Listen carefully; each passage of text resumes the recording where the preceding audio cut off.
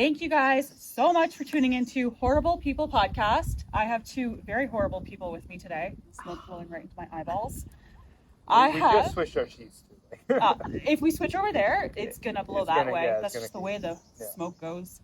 I have Matt here from Elite Bear Outfitters and Amanda Lynn from That Hunting Girl. Matt, do you want to start us off by introducing yourself? Just tell us a little bit about who you are and what you do. So I've been guiding now. This will be into my 4th year of actual guiding for black bear. I've been hunting since I was 13 years old. My first hunting experience was with my uncle. He lived in Sault Ste. Marie, and he used to take me moose hunting with him. And he'd sit me on a rock with a old 30-06 that hasn't been sighted in probably in years. And he'd sit me here on this rock and says, if you see something, shoot it. Again, it's an old timer, you know. He hunted with a plaid shirt, bear tits hanging out, like he's just one of those guys. Smoked a cigarette, he didn't care. He said, "No, I kill so many animals, no problem." I was like, "Okay." So he just plopped me on a rock, told me to wait, and hopefully something comes out. Guess what? Nothing ever came out. Because he's sitting there in plaid smoking dark. But the reason I got into the whole bear thing, I never really had an urge to want to hunt bear until I was sitting and a big old black bear came out into the blueberry bush, and I was sitting there eating those blueberries, and that's kind of one of my favorite parts about hunting was being able to sit down in a nice little blueberry patch and just pick at the blueberries as I'm sitting there, and this big black bear just came out, and I had a black bear tag because I always had one moose hunting, and I decided, you know what, I'm gonna harvest this bear, and I did, and ever since I put my hands on this black bear, I was just in awe. I was like, wow, what the amount, the power, the size, what this thing could do to you if it decided it wanted to do something. I fell in love.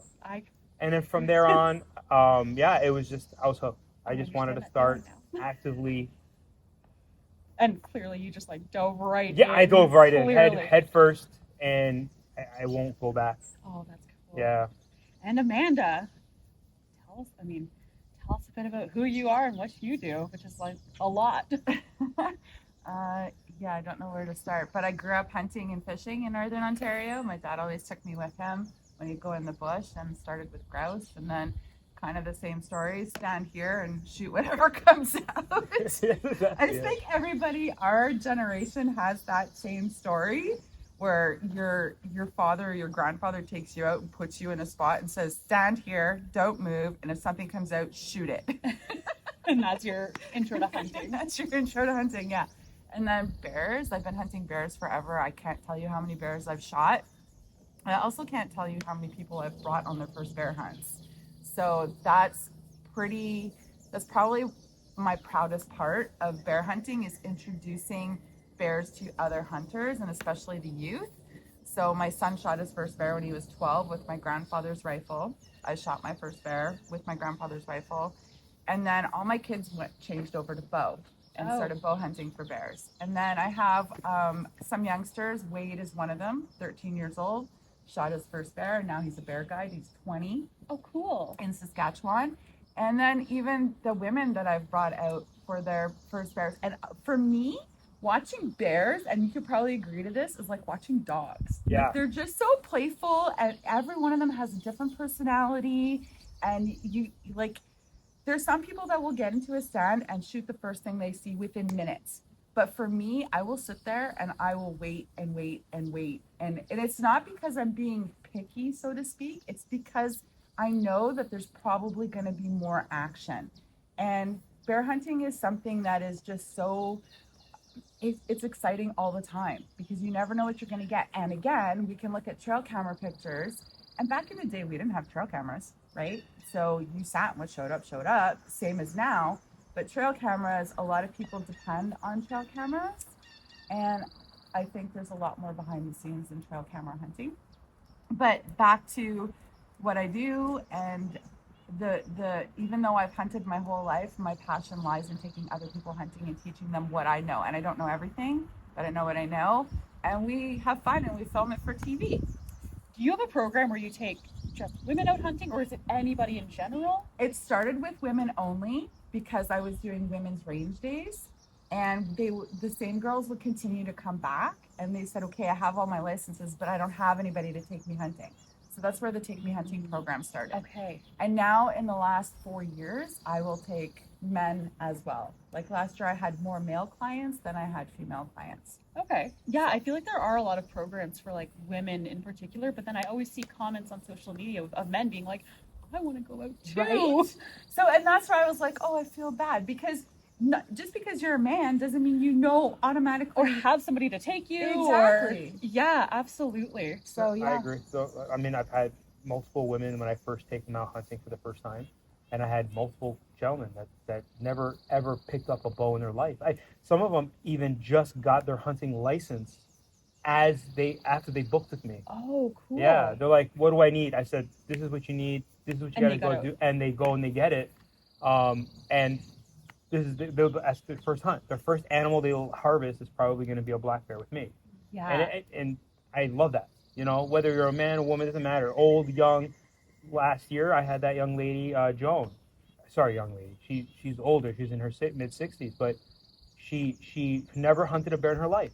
She got her first black bear with me, and isn't I that a have great video. feeling? She hugged me like 10 times. crazy. She was crying because it was so in the moment. Like when I first pulled up on them with the bear and I was saying congratulations, she started crying.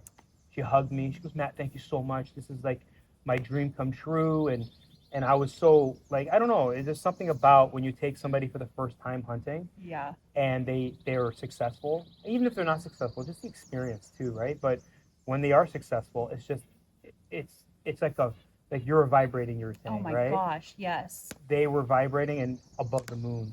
You know what I mean? It was just one of those feelings, and I love that feeling. It's a great feeling. That's incredible. Is that the I don't know if you saw that, the comment on the post that I made. Was that the comment someone had posted saying like, oh yeah, my wife got her first bear? That was them? That's them. Oh, I'm going to reach out to them and see if I can put a little clip if anyone's watching the podcast just of that picture, because that is so beautiful. Like you can tell she's just so happy. And then I think there's a picture after of like her and her husband hugging or kissing or something. Yeah, it's just so beautiful. And you can attest to this now because you sat for the first time yesterday. A bear came out. You saw nothing for how many hours? Oh my gosh, yeah. And you had said yesterday, maybe I'll have a bear story, but maybe not. And then all of a sudden, what happened? It just happens so fast too, because I'm sitting there and it's like getting close to, you know, shooting time is almost over, and I'm like, well, I didn't see anything. And then a little, I don't know if it was little, there was a bear that came out, and I'm like, I mean, looks kind of small, but like obviously didn't get a good shot, but got to see him, and I'm like, you know what? My weekend is set. I saw a bear. I saw my first real life bear in person. I'm happy I came here for like what I needed. And then he scurried off real quick. And I was like, ooh, either he smelled me or there's a bigger one coming. So that's when I texted you. I'm like, I don't know, maybe there's a bigger one coming. And then, oh, smoke, sorry. And then, yeah, this bigger mama comes through. Well, not mama, this older bear comes through, and yeah, she just gave me the shot and I was able to take it, and it happened like so quick, a few minutes before shooting time even closed. And so many stories happen that way. Oh, I didn't see nothing. And then you just feel like you just want to give up. You're like, I've been sitting here for 4 or 5 hours and I've been seeing nothing but birds. And then the last 10 minutes of your shooting light, Action. 3, 4, 5 bears come out. Or on the other end of the spectrum, you can just sit down like Amanda did and barely get your camera set up, and then there's a bear under the tree going like this, like, what are you doing up there? That was so incredible yesterday. I've been bear hunting for a long time, and you get a lot of action in Saskatchewan, you get a lot of action in Alberta, New Brunswick, Quebec, like there's the multiple bears. It's not really that common to get a ton of bears in a bait set in Ontario. Okay. Like you'll have 1, maybe 2, and I've been doing this a long time. This is the first place, hands down, the first place that I have sat in Ontario. I had 6 bears yesterday. 6 bears, and he only saw 1 on the trail camera. Yeah, so that's what's crazy too, because like the bear I saw yesterday would have never showed up on the trail camera. So I got no bears on that trail camera. Yeah, no. All the bears that came into your stand yesterday, they never even came near the camera. So my set yesterday was chaotic. Yeah. Like there was smashing, crashing. A beaver was slapping its tail. I had sandhill cranes barking. I had blue jays. I had a fisher. Yes. The fisher would not disappear, but that fisher told me every time a bear was coming in, because he would peek up and he would run, and then the bear would come from that direction. And would the fisher come back after the bear Yep. left? So they just kind of wait and watch? I think so. Like that fisher was there all day with me. No. Like, and that's exciting too, because it's not like deer hunting where you're sitting there and you're not really seeing a whole lot, at least where I am anyway. Like you're kind of bored out of your mind, and then finally maybe a deer shows up. Bear, there's like always something coming into that freaking bait barrel. Yeah, like more often than not, because they're coming in for a reason, for a purpose, right? I mean, deer, you're catching them on a, like as they're moving from one side to another or one plot to another. Sometimes they'll come into a bait site specifically to eat that bait site. Typically, deer, they're grazers, right? They'll come in, they'll take a couple bites of whatever you're offering, and then they go off to the next one, and off to the next one. Bears, they almost become territorial over the bait site, and they kind of, So when I put you guys in the stand, if you notice, I smashed the bucket in the barrel. I made all the noise I can make as if the barrel's being moved and turned, and it was loud. Every bear for a kilometer heard that. Any bear that's been touching or coming near that barrel knows that, oh, wait, there's something at the barrel. Because in the bush, I don't know if you noticed, but like it echoes. Yeah. And it goes. Sound travels. 100%, especially in the bush. And I remember I'm getting into my stand last night or yesterday, and I'm like, dang, fuck. I'm hitting everything because I have like my gun, my camera, my bag, my bow. And I'm bang, ding, bang, ding. That bear still came out right there. And with deer, because that's like the closest. You can't do that. Yeah, you have to be so quiet, so still. I mean, the 2 bear that I saw yesterday, that one that I was, thankful to take, she was hanging around my stand for so long, like kind of creeping around my tree, like all around beside me, like looking around, not a care in the world. A deer would have been like, gone. Yeah. Yep, for sure. Yeah, and there's not much you can do to hide your scent from a bear. Bears have the best olfactory gland in the world. They do? Okay. They do. Like there's no better mammal that they can smell. They can smell for miles. Didn't know that. That's so neat. So you don't need much scent out in the bush to really attract a bear. Just a little bit. Okay. You know what I mean? And they can, so from just different things I've watched on YouTube and just the science behind it, they can actually smell something and pick out the different ingredients. So the way they put it out, if they smell the Big Mac, they smell the meat, but they also smell the spices in the meat, and they smell the sauce and then everything else in the sauce. It's very, they can pick it out. That's crazy. And And they know exactly what they know exactly. That's why they tell you try your best not to change out a scent at a bait site. Okay. Yeah, and that's why, like, when he said yes, or the day before, I said, can I come early? He's like, you can come help bait. And I'm like, well, then I'll be putting my scent on the bait. So I wouldn't let you touch the bait. You just film. Okay. And you just stay back, and I'd be doing all the work. So when you're baiting, you kind of always want to do the same thing every time. So if you're wearing fly dope, wear fly dope. If you're, like you were saying, you expose them to like the body wash smell. I do my best. Bug spray smell. Because nobody. I mean, most people do wear body wash, or when they shower, they do have a scented body wash. Deodorant or something. I do a neutral one. It kind of smells like pine or something like the forest. Yeah. Or like a cool smell to it. Once you get a bear kind of desensitized to a certain smell, try your best not to change it. Now, don't get me wrong. Like, I use my butterscotch scent that I spray on the trees. I'll change it up and put apple. Oh, okay. It doesn't. But it's a natural smell. Yeah, well, maybe not. Maybe if there's crab apple, but it's not. It's the sweetness. Okay. They're after like that fragrance, right? So, when I spray it on the trees, I only spray a couple squirts, and just up high, like so when the branches, the wind passes through the branches, there's a smell coming off of that branch, and it just travels. Oh. Okay. One of the first things in open season when I first start baiting is I pour oil all over the ground. And what that does is when the bears come in, or raccoons come in, so let's say, forget about bears. Let's go. Fire oil or? Yeah, Okay. all fryer oil. Sorry, use fryer oil. A lot of my oil I get is fried dough oil. So I'll pour it on the ground, and when the raccoons, because the raccoons are always going to be the first ones to find it, the squirrels are always going to be the first ones to find it, they travel, and they'll pass it through throughout the bush. Oh, okay. And then a bear's walking by, and then the bear smells that footprint. And just one little drop of oil, that bear's like, oh, and follows it right into the bait site. Crazy. And once it gets into the bait site, that bear's bigger.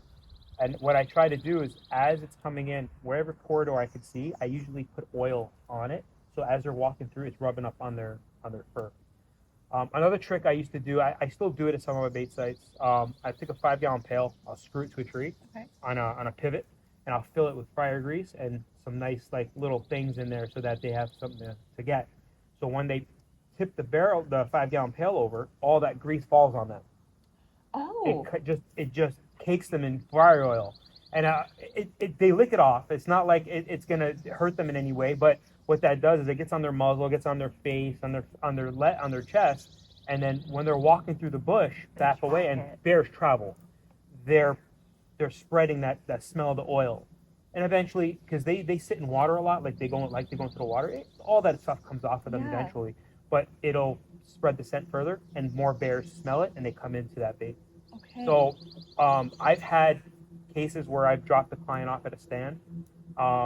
And as I'm driving back to camp, he messages me, bear down. And so he calls me. He goes, Matt, I got a problem. I'm like, what's going on? He goes, well, I got a bear, but there's like 10 other bears here. What do? I said, just stay in the stand. Let me go get my sled. Let me get my stuff, my gun, and I'll be right back. So yeah, he just sat there, watched a bunch of bears, and came back and scared all the bears off of my side-by-side, the CF Moto. Yeah. And I mean, clearly it works because the trail cam pictures I've been seeing, like you have insane bears. There are so. I am amazed by how many bear. Like I've been checking your Facebook daily leading up to this, and then you sent me all those pictures the night before, and I'm like sending them to my husband. I'm like, look at all these friggin' bears. This is insane. Yeah, it is crazy the amount of bears that are here. Yeah. This is the most active bear camp I've ever been at, and even like back home in Manitowoc, when me and my dad would set up bear stands and stuff, you'd get 1 or 2. Okay. Like, not this many. Yeah. And Manitowoc is like way up there. You'd think that you would get way more right? than 1 or 2. Yeah. It's crazy. No, it's a good area. Like, never had a shortage of bears here. No, no kidding. I think you won't for a long time. We saw that one camera picture you sent me yesterday of like the sow with the 2 cubs. Like, there's so many. Crazy. So many. And how many bear stands do you have? I got 25 right now. Holy I got legend. 20 tree stands and 5 ground blinds. And I'm going to be adding probably 5 to 10 more this year. Wow. But I'm going to do some more like more remote places. Yeah, I want to do boat in only type deal. Oh, cool. But it's going to be, oh my God, I'm dying here. It's going to be more or less experienced hunters. I can't be putting anybody who's not experienced out there because 9 times out of 10, you're not going to have any service. You're not going to have a text message to come out. And that's what I thought yesterday when you dropped me off. I'm like, I don't have service. Yeah, but I'll be fine. So here, luckily, you get a text message out. Even if you have no service, you can switch it to SMS. That's what Like I you had had to do. Yeah, so you can get a text message out, and I can usually send one right back to you. For the most part, there is instances where, like, if it's just too much cloud cover or something like that, it's really tough.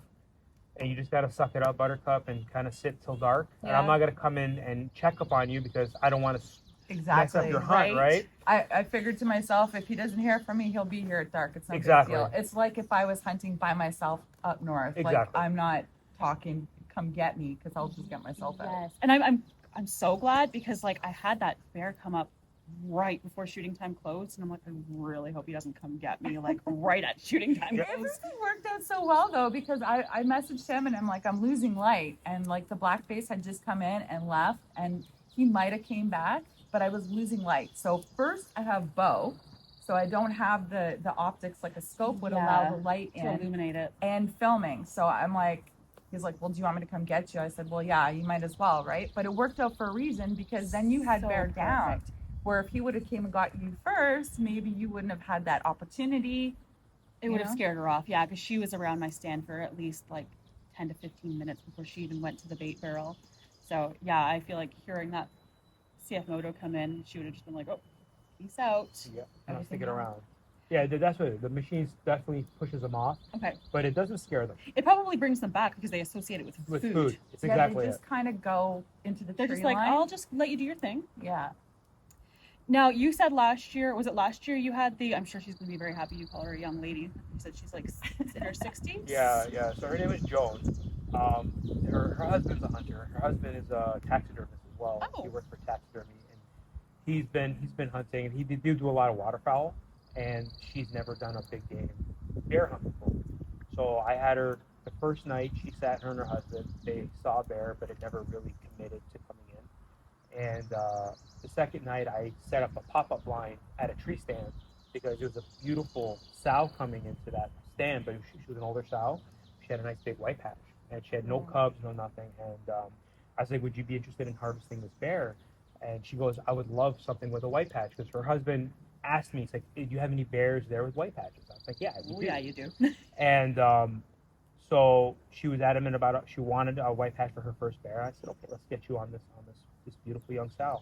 And like, in a legal standpoint, like I conservation minded, I prefer sows not to be harvested. Yeah. But legally, you're absolutely within your rights to harvest a sow as long as she's not accompanied by cubs or doesn't have cubs. And I leave it to the judgment of the hunter to make that call, because when it comes down to it, my take on ethics will not be different for another person's take on ethics. Now, ethics aside, it's meat. Yeah. You're providing That food too. for your family, and everyone has to understand that. You're not out here hunting because I want to kill an animal. You're out here hunting because you want to harvest meat, good, organic, clean meat for your family. And so at the Toronto show this past year, I had a guy come up to me, and he goes, do you have somebody who will take the meat? I'm like, what do you mean? He goes, well, I just want to shoot the animal. And I looked at him and says, you can, sir, just keep on walking down. I don't care about your money. I don't need your money. This is not why I'm doing this. You keep on walking. He got mad at me, rightfully so. I mean, I kind of, in a nice way, told him to F off. Yeah. But I will never trade my ethics or the reason why I'm doing this for somebody just for money. And sometimes you don't even find out until it happens. So I had a bear hunter, I'm not going to say who or when, but I had a bear hunter come in. They shot a bear.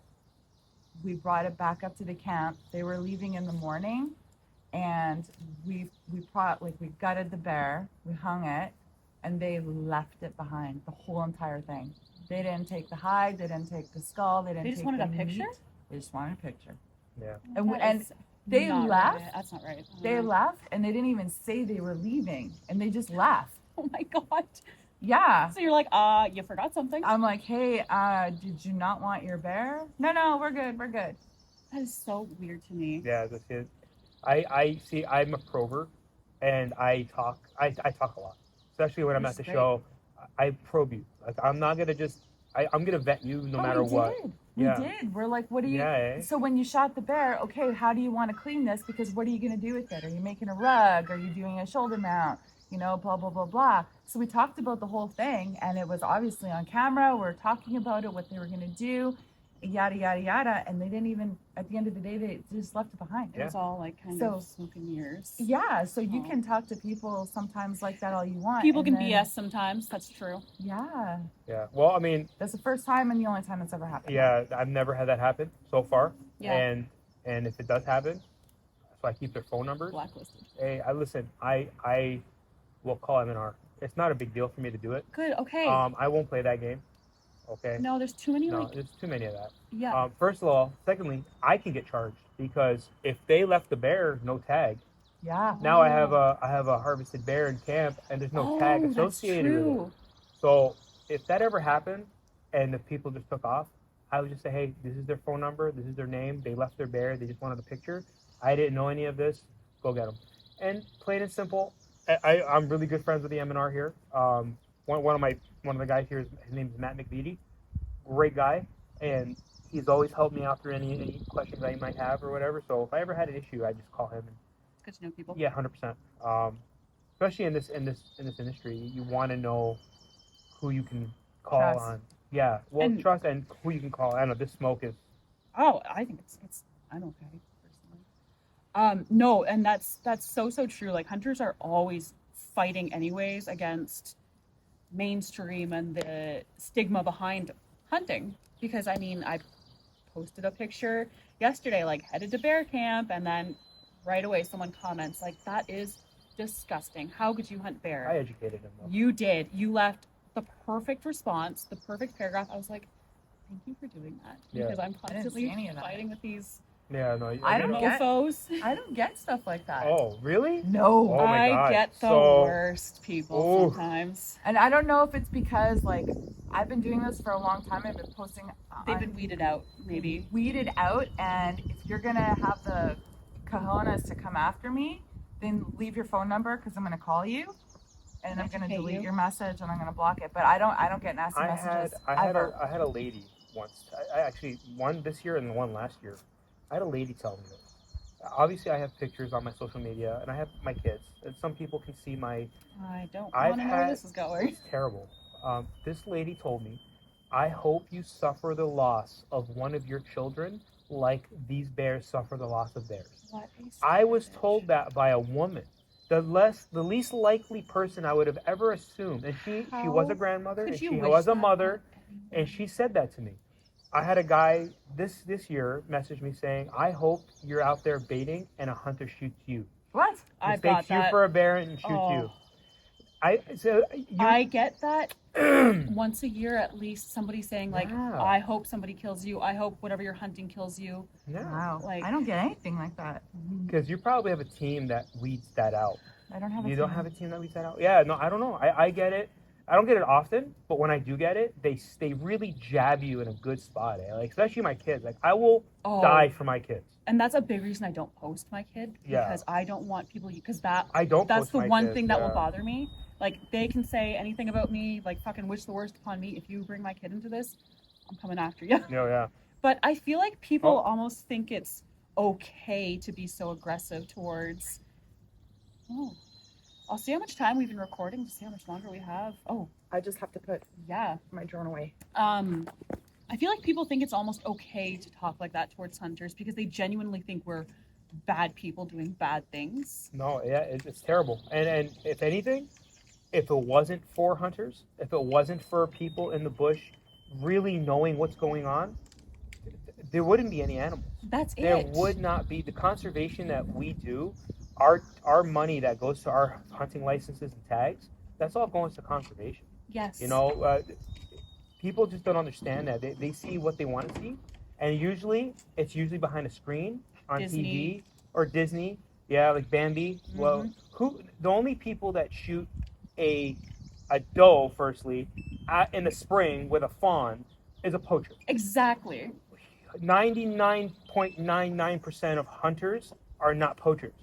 It's usually people who don't have a hunting license and people who don't typically hunt are the ones that are poaching these animals. Now, not because for fun. Yeah. They just want to shoot an animal for fun. Hey, it's fun to shoot something. Yep. The hunters are the ones preventing poaching. Absolutely. And I don't know. I don't think people understand that. No, they don't. And that's any way, shape, or form. Yeah, no, huge issue. And people, I get it at the show. Oh, baiting's like shooting fish in a barrel. Well, I can assure you it's not. And not only that, but it's one of the most ethical ways to harvest a bear. First of all, they're not called ghosts of the bush for nothing. Yeah. You never, did you hear that bear coming? No. My head was on a swivel the entire time, because I'm like, I don't, like, from what you've said, I'm not going to hear it come in, so I want to see if something's coming up behind me. And they both came up behind me, and if they didn't come out right in front of me and I wasn't looking behind me, I would have never known they were there. They're super quiet. So quiet. Even when they were right underneath me. Yeah. Like, you don't hear them. But remember when he said yesterday, if you hear a branch break or crack or something, they want you to know. They want you to know. And I heard that twice yesterday. When you texted me, you're like, I just heard a big snap. And I'm like, oh. And it wasn't even a snap. It was a... He's like, it was really loud. And I'm like, what in the heck? It almost sounded like a bull moose. All right, as you can see, there's a bit of a change of scenery. We got rained out. Oh, yeah. It happened quick. Yeah, that was fast. Hopefully it stops raining before you get to go back out to your stand, or at least starts to taper down a little bit. Sprinkling is great. The bears don't mind it. Oh, good. It's downpours that really bother them, but this is actually pretty good. I should get them going earlier. Oh, there you go. Yeah. It's just the camera equippment's a little That's true. Yeah. You gotta buy little umbrellas for them. I've tried everything. Yeah. It doesn't work. I usually just take my hat and put it on top. Oh, that's smart. I did bring a poncho, so if I go fishing for trout, I'm gonna throw that on. I have a raincoat too, yeah. Amazing.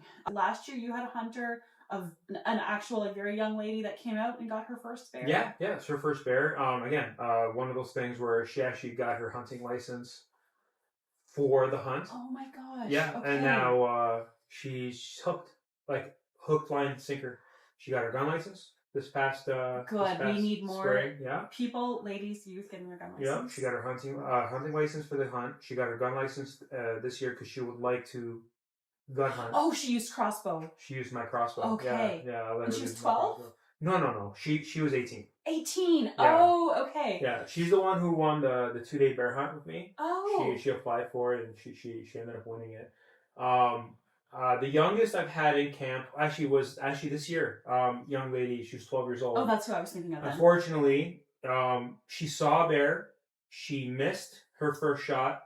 Her father kind of told her, listen, this is part of hunting. This is what, I have it on video. Well, not video. I have the bear at the site, and then you see that she took the shot, and then she said the bear ran behind the barrel and just stood up and was looking around. Oh, okay. So everything she said confirmed with what I saw on the camera.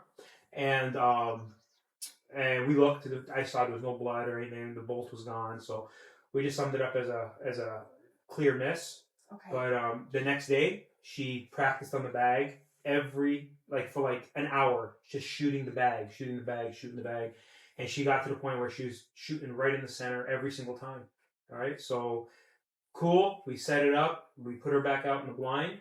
The second night, and unfortunately, the bear didn't come out just until it was too dark. Okay. So, I mean, that's bear hunting, right? That's hunting in general. Yeah, that's hunting in general. You're right. And that bear was showing up steadily, and then just didn't show up. So I put him in a completely different blind, and that bear came out just after I picked him up and left.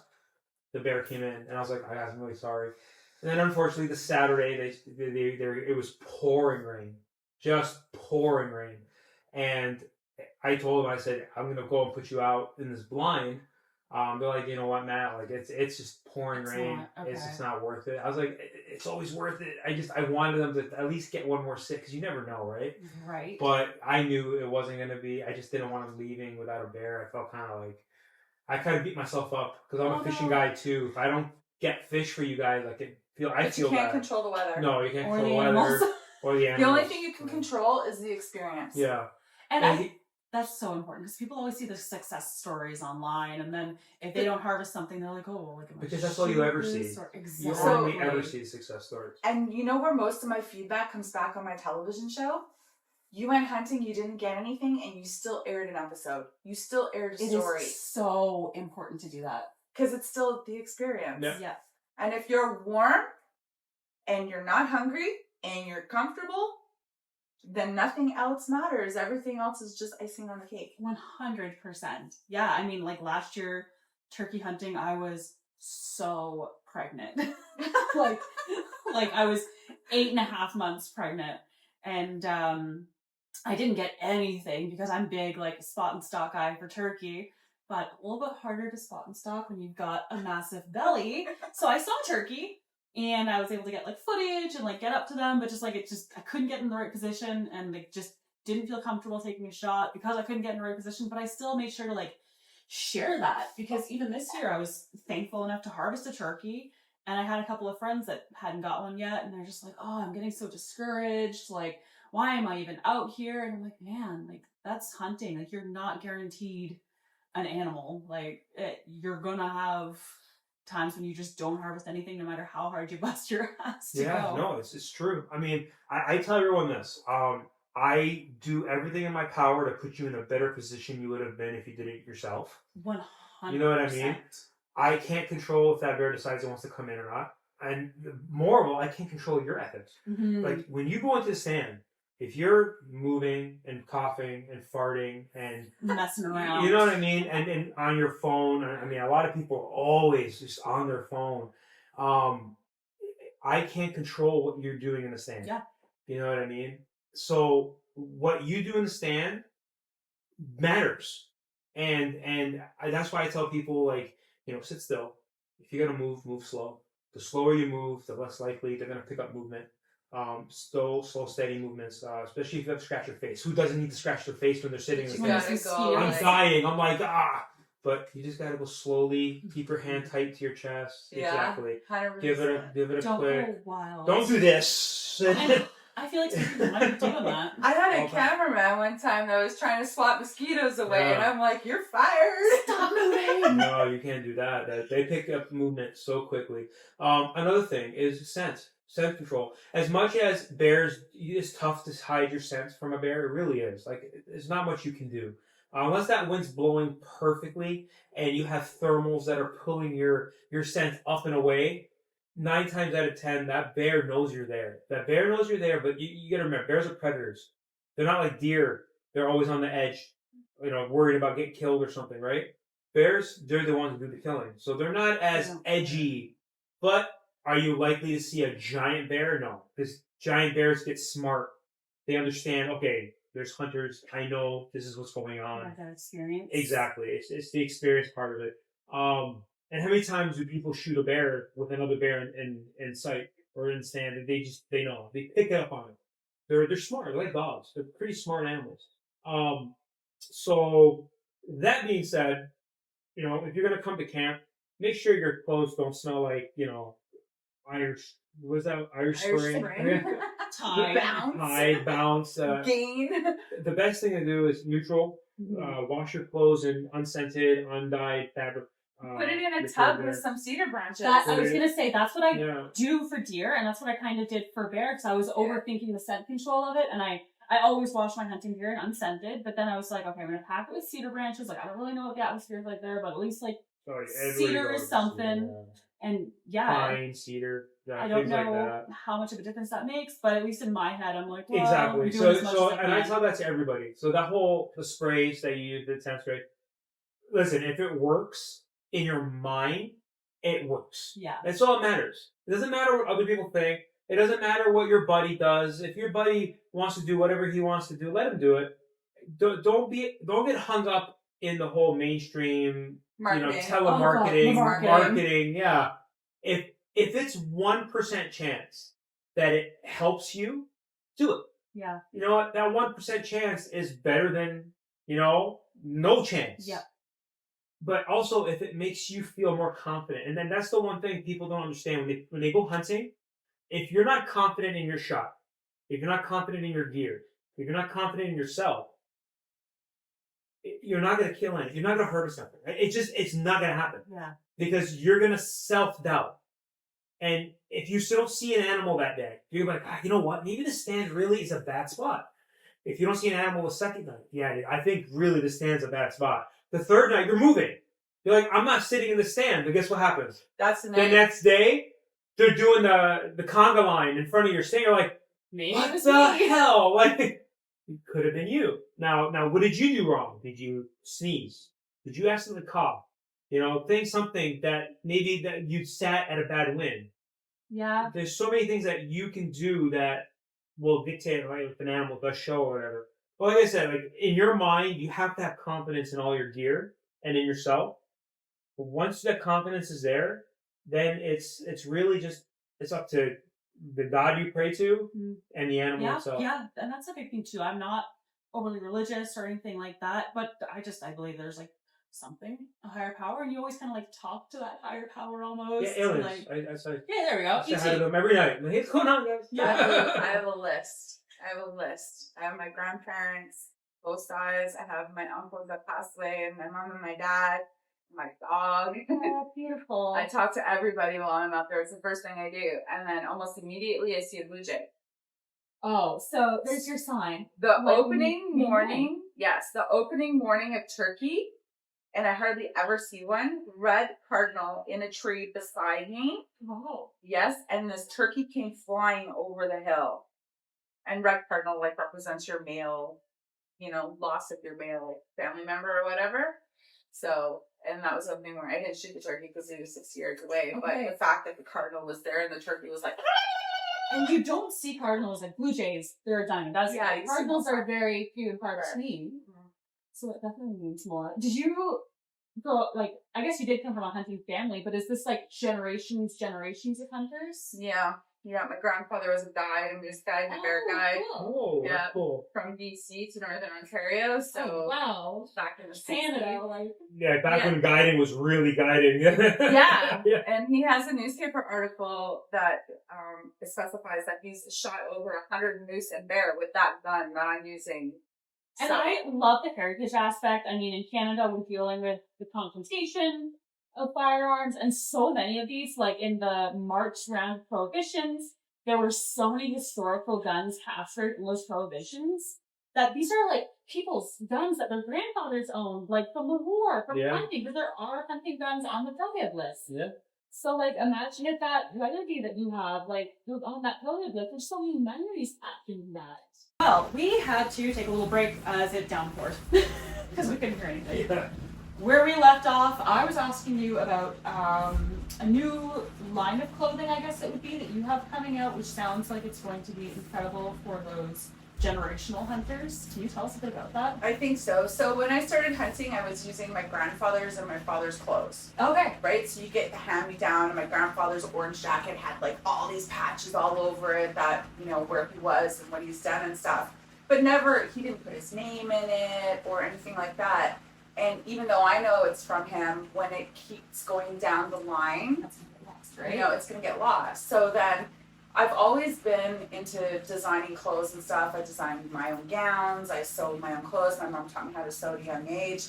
And I used to have a fitness line. And then when I started hunting, I came out with like hunting clothes because I needed stuff to work for me. So I do like whatever, like my pockets are deep, and this is like tacky. Okay. So when you put stuff in your pockets, it doesn't just fall out. It's not slippery. Oh, smart. Yeah. So this, and I have my own camo line. So I have 5 different camos, and I've always been designing different clothes and stuff. And you'll notice yesterday I was wearing that green hoodie. It's that Sherpa hoodie. Yeah. Super soft, super warm, doesn't collect odor, and I love it. Super quiet too. Super quiet, which was important, and it's my favorite turkey sweater. So I actually came up with the idea earlier this year called the Legacy Collection, and what it is, it's essentially just the same kind of hunting gear, but has patch. So a hat similar to yours, in camo with a patch on the side, where you can write like who you are, when you started hunting, or what you're hunting, or whatever. So when that hat goes down the line, the history of it doesn't get lost. Yeah. And same with the clothes. So I have hoodies coming out with the Legacy Collection patch on the sleeve and inside the jackets and even on the pants. Just something super cool to, maybe 100 years from now, your great-great-grandchild is wearing it and it came from before. And I just think that's really cool. I feel like you said, in 100 years from now, when people get that hat and they read, like, this is from 2026, which is going to be, back in the day in 100 years, I guess, somehow. Like, that's going to be so freaking cool. Can you imagine having, like, a hat that says, like, 1940, whatever? Exactly. And, like, with our guns, right? Like, my grandfather's Weatherby is from the 50s. There's no marking on there that says it's from the 50s. So what if you could have You just know that. Yeah, but my son might not know that. And my son's son might not know that. And it'll get lost down the line. Exactly. So wouldn't it be cool if you could go back in time and these things that you own now had some sort of like a patch on it or a sticker or something that where it originated from? Well, I mean, if you think about it, like North America in general, Canada, it was a legacy civilization. So if your father, I'm just throwing it out there, if your father was a coal miner, you were a coal miner, yeah, and your kids would be. But now that the age is different, like saddle makers, that a lot of times their last name would become what their profession was, because instead of saying, "Oh, go see so and so," you go see the saddle maker, and then eventually that name just that's true, became who they were. They weren't even John or Bob or Bill. They were saddle maker. then guess what? Their name, their last name, just the saddle maker. That's the brand. It's crazy, and like even this gentleman here, you guys met just now. His father is Kevin Tong. His father's father was a trapper. He was I think he's 4th generation now. His son's 5th. That's almost 500 years. If you were to consider 100 years as one generation of a legacy or anything, but let's say 400 years. If you were to average that's crazy. Yeah. You know what I mean? Like these guys pioneered the whole trapping industry. He was telling me stories where the only way you can get back into some of these areas was by train. They would drop you off by train, and you would be out here. That's it. Until the next train comes back, which was months and months from now. Yeah. So pioneering back in the 1920s or whatever, when you were first like hunting, blah blah blah blah, first came to Canada or whatever the case may be. Now it's 2026. Well, you have a different type of pioneer. Those people that grew up in the cities and never had anyone to go hunting with, they're starting hunting. So maybe that's the start of their legacy. And that's how mine started. My father didn't hunt. My father didn't fish. My grandfather, he hunted, but I never met him. He died when I was young. But my uncle was the hunter and the fisher, and he got me into it for the most part. And then from there, now my son, he's already here hunting with me, and So you're starting that legacy. I'm starting a legacy, and I hope my son takes it. And if this becomes something where it's a legacy, exactly, and it has to. I don't. By every father wants their son to be better than they are. Mm-hmm. I want my son to be better than what I am, but it depends on what my son decides what's better for him. Like if my son says, "No, Dad, like this is great. Like I love to take on your role as a bear outfitter, and you know, and do it for the rest of my life too, because it's something that then great, do it. I would never stand in his way. But if he says, Dad, like, I want to be a lawyer, or a doctor, or an astronaut, like, I would never say no. Like, no, you're going to have to. Yeah, you cannot force it on. But nowadays, you have that option. Back in the day, you didn't have it. It's your father was this, you learned it, and you became it, and this is what you did for the rest of your life, and then your kid, so on and so forth. And I didn't even know that, like, growing up, a hunter was a hunter. A hunter wasn't discriminated by huntress and hunter. Like, I've never even heard the word huntress until like 10 years ago. Yeah. And I think that's a social media thing. I think so. 100%. But when you're a hunter, you're a hunter. Yeah. It shouldn't matter if You're just you're a hunter or a gatherer, or you know what I mean? You don't need to define what gender you are. But nowadays, you have to define what you are because it's. Oh, we're not even going to get into that. Yeah, it's more politically correct, I'm assuming, and that's where things come into. If you're a hunter, you're a hunter. Hunter is plural. You use it to anything.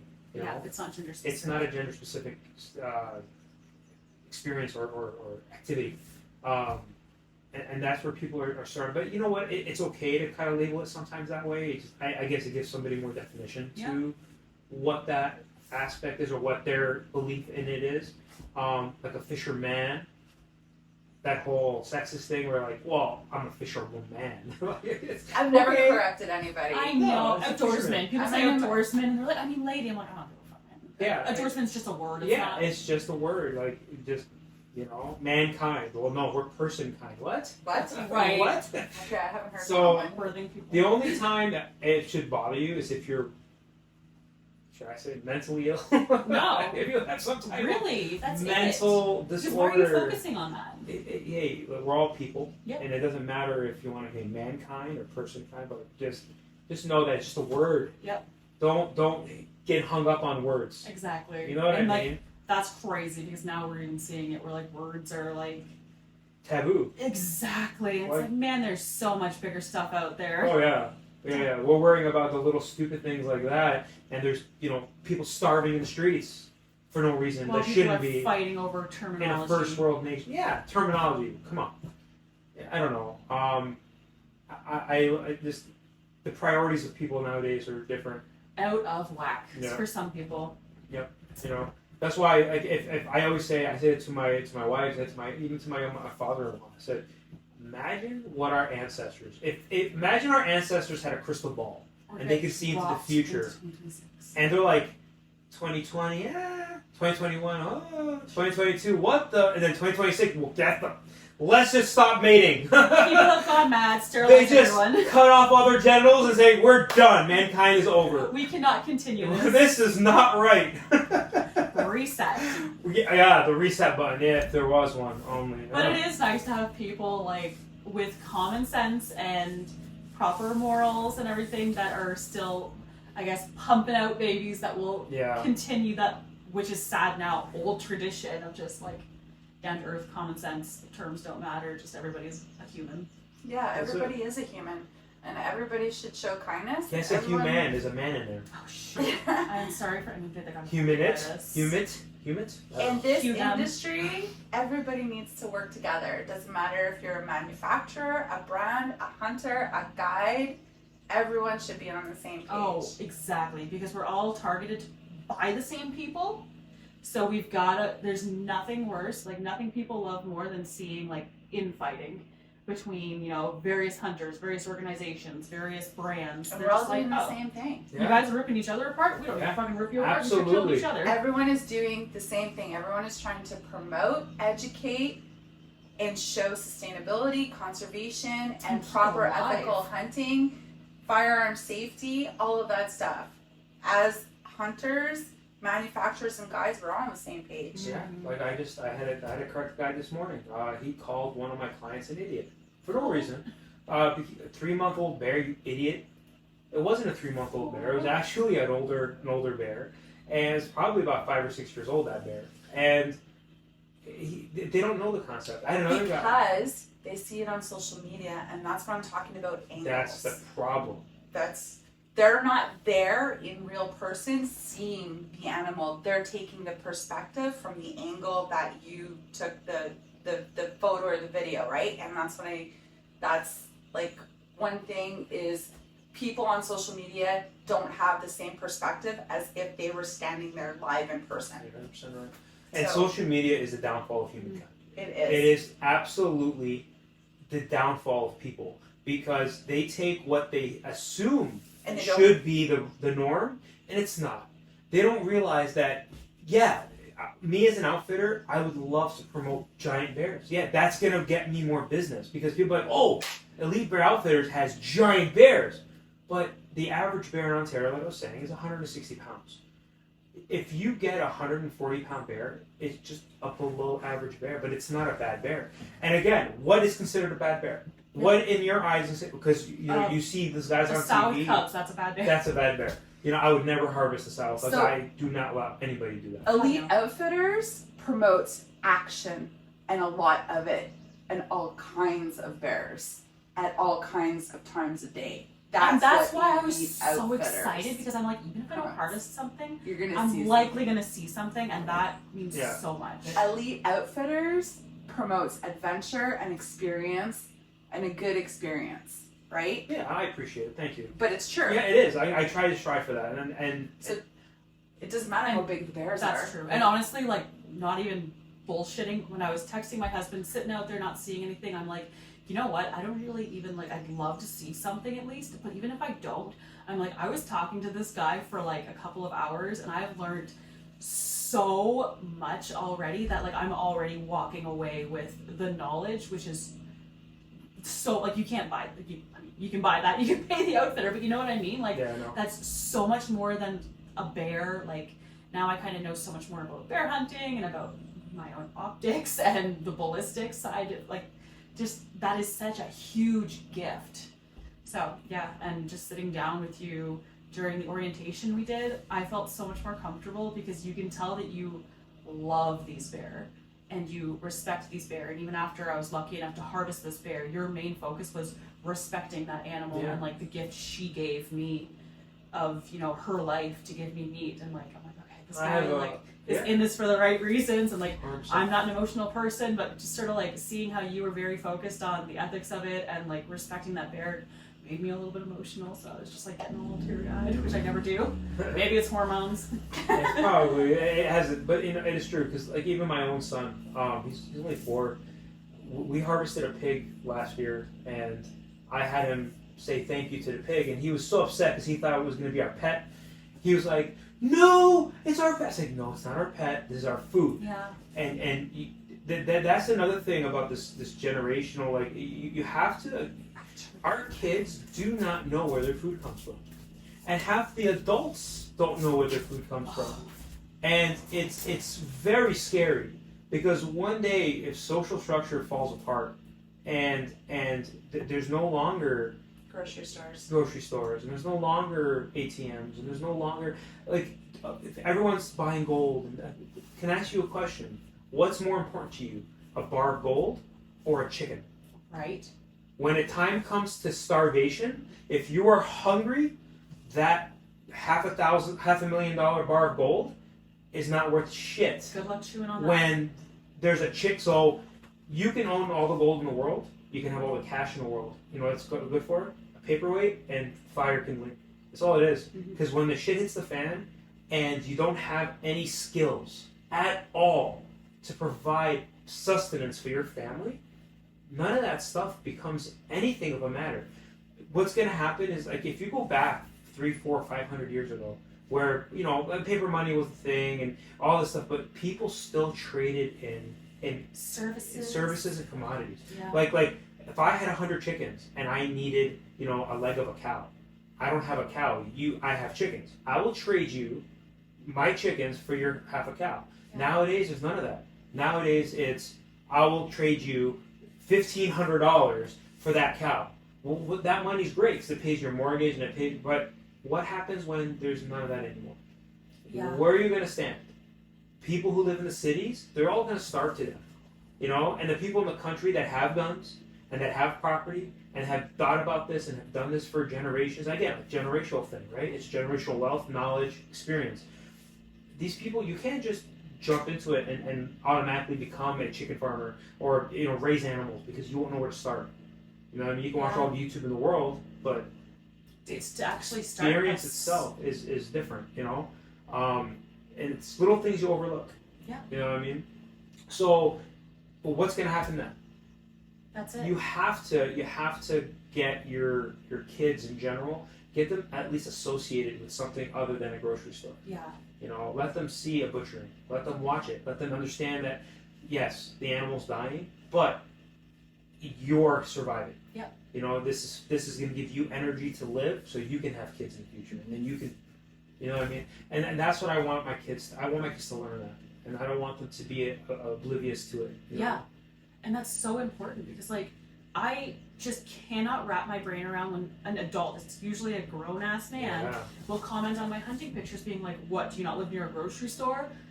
What is the difference between, there's a huge difference actually, but in your mind, what's the difference between me going out and shooting a deer or walking into the grocery store and picking up a few slabs of cow that somebody killed for me that probably had a much worse life than this deer had? Yeah, like 100%. On top of that, you guys know, I don't know, how much wild game do you guys normally eat? I have 3 freezers full. Yeah, like, we love to try and live off wild game. I mean, for one, beef is so expensive. Meat in the grocery store is so expensive. If we can harvest it ourselves, we know where it's coming from. We know the life it had. We know we're contributing to conservation. It's like, And if you don't go hunt it, you raise it. And Yeah. That's what we do. or That's support exactly a local it. farmer. 100%. So we've been living off of. I can't remember the last time I purchased any meat from a grocery store. Hot dogs for camping. Me Yeah. too. I have a Which cooler does that that has hot mean? dogs. No. And granted, they're easy, they're smoked, and it's something that you could just throw in the barbecue super quick. I understand that. So, but nobody wants to waste wild game. I don't have a freezer out Oh, hell here. So no. wasting it is, in my opinion, the worst thing that could possibly happen. And actually, insurance companies, I don't know if anybody knew this, but you know you can insure your wild game. I didn't know that. Yeah. That's interesting. So if your freezer goes Huh. and your wild game goes spoiled, you can actually claim it under your home insurance. That's so cool. Yeah. Yeah. I had It's actually a no real thing. idea. Yeah, you can actually put it under your policy. Say I have 3 freezers of wild, and I do that on this under my home policy. That if for any reason my freezers go, my wild game is protected by an insurance thing because it costs a lot of money. What's a moose tag? I didn't get a moose tag by the way. Did you guys get moose? Did you get a moose I tag? got You got a moose tag. Get a moose tag. That's so exciting. I got another unsuccessful. It depends which province and which moose. Like Ontario, I think cow calf is $150. Okay.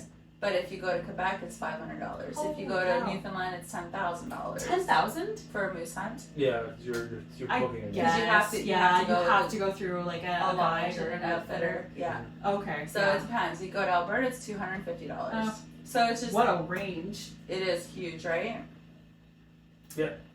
But yeah, so wild game. My wife, again, a city chick. I met her, but now she's living my life and raising animals and hunting and eating and doing everything. She had a store-bought chicken the other day at work. Some lady brought in chicken cutlets or something like that as a whatever, and she's like, this tastes like shit. It's weird. This tastes terrible. She goes, I cannot understand how anybody can eat this anymore. Because now she's been eating the chicken that I raise and the turkeys that we raise. And the that really fat. makes you question. Like, Yeah. what is going on with So this? I can't eat store-bought chicken because they feed them gluten. Oh. My body cannot process that. But my chickens at home, no problem. Yeah. And the fat's different. You notice how your fat in the chicken is like yellow? Yes. Yes. On the home raised. On the On home home raised stuff. raised. Yeah. Same with eggs. Same with eggs. Very amber. Yes. Yeah. Your home farm eggs taste better, have more flavor, and they're better for you They're than the healthier. store-bought. Big time. Yeah. Big time. So again, it's not just even the expense part of it, because obviously when you're hungry, you can eat whatever, you got to eat. And if you have to purchase it, you have to purchase it, right? But just the quality of meat. Mm-hmm. These bears, they're organic. There's no chemicals. There's no nothing. Yeah. Deer, again, same thing. There's no chemicals. They're not pumped full of antibiotics to keep them from getting sick.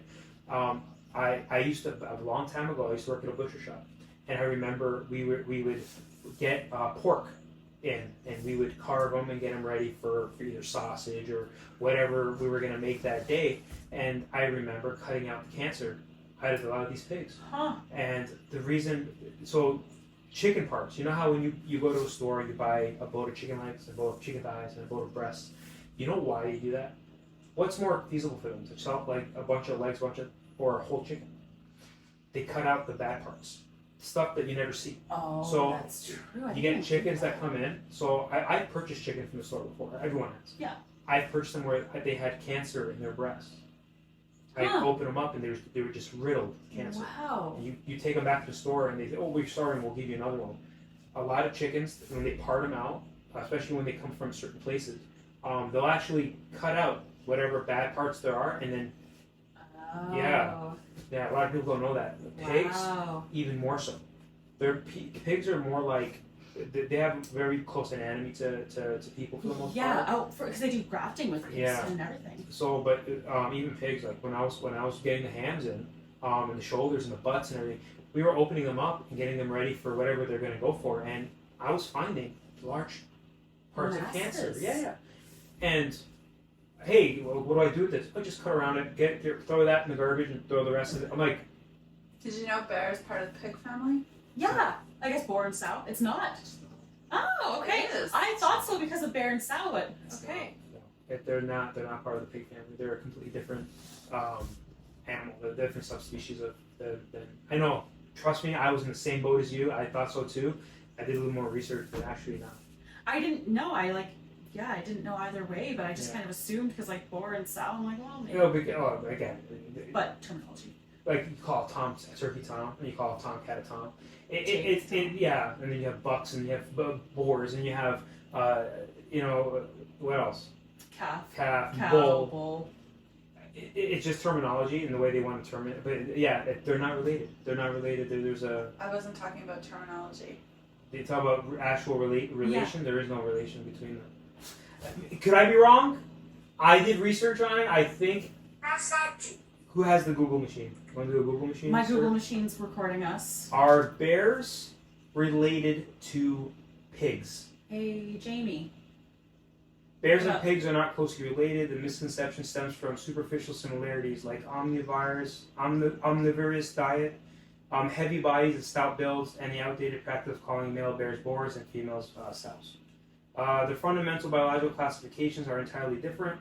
Bear are classified in the order of Carnivora, especially the family of Ursidae, making them, I'm probably pronouncing it wrong, Nah. making them dog-like carnivores. Their closest living relatives are seals and walruses. The bear's closest living relative is seals and walruses? Pigs classified in order of Artidactylia, even toad. I'm not going to pronounce that because I have no idea. Yeah, euculates and Suda family, making them distant cousins to hippopotamuses and cows.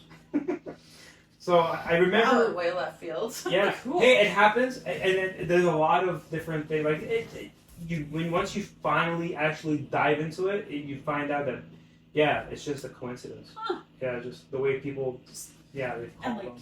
I guess the term or the conception just flows through. Yeah, you can edit that whole thing out because you don't want to. I mean, it's up to you. But I don't really care. I like it. I really like it. I'm liking it more and more every day. Every day. Every day. No, listen. I have no issues being wrong. Call me out on it. I don't give a shit, and I will say sorry. I apologize. I fucked up. I was wrong.